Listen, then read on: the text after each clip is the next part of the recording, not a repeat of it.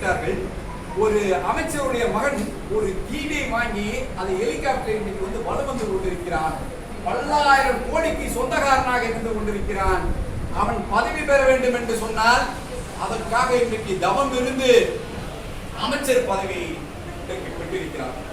அன்றைக்கு நம்முடைய அம்பேத்கர் அவர்கள் அன்றைக்கு அவருடைய அமைச்சர் பதவியை ராஜினாமா செய்தார்.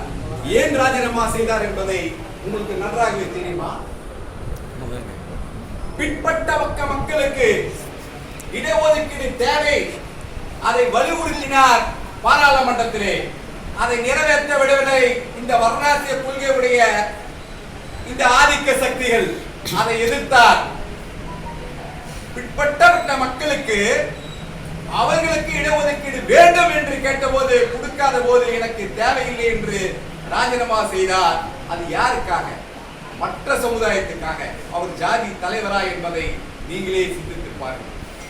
ஒரு அமைச்சர் பதவியை ராஜினாமா செய்கிறார் என்று சொன்னால் நல்லா நீங்க திங்க் பண்ணி பார்க்கணும். அது எதற்காக என்று சொன்னால் பிற்பட்ட மக்களுக்கு மீண்டும் மீண்டும் நான் சொல்லிக் கொள்ள விரும்புகிறேன், அவர் ஜாதியை அவருடைய சமுதாயத்துக்கு மட்டும் ஒழித்திருந்தால் இந்த சட்டத்தை கொண்டு வருவதற்காகவும் அவர் ராஜினாமா செய்வாரா?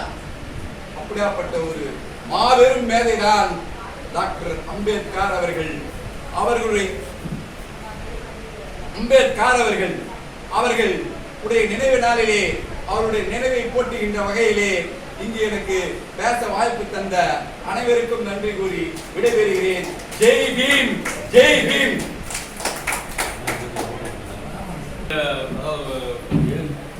முந்தைய தினம் வடசென்னை மாவட்டத்தினுடைய பொதுச் செயலாளர் திரு ராஜேந்திரன் அவருக்கு பிறந்தநாள் சத்தம் இல்லாம சைலண்டா சத்தம் இல்லாம சைலண்டா எளிமையா அவங்க தாயாருடைய நினைவு நாள் மாதிரி அவர் கொண்டாடினாரு. நம்ம அமைப்பில் தெரிஞ்சிருந்தா உண்மையிலேயே நமக்கு கேட்க வேண்டி சிறப்பாக அதை பண்ணியிருக்கலாம். அதுக்கு வாய்ப்பு வழங்காமல் பண்ணிட்டாரு. இருந்தாலும் மனதார நம்முடைய அகில இந்திய தகவல் மற்றும் சட்ட முன்னணி அவருக்கு இந்த நாளிலே அந்த பிறந்த நாளை நம்ம அனைவரும் இணைந்து அவருக்கு வாழ்த்து கூறி சால்வை அணிவித்து அவருக்கு வாழ்த்து கூறுமாறு அன்போடு கேட்டுக்கொள்கிறோம்.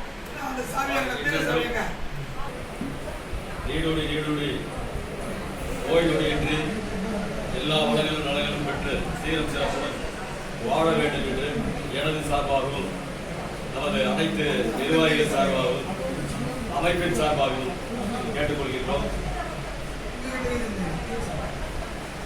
வாழ்க.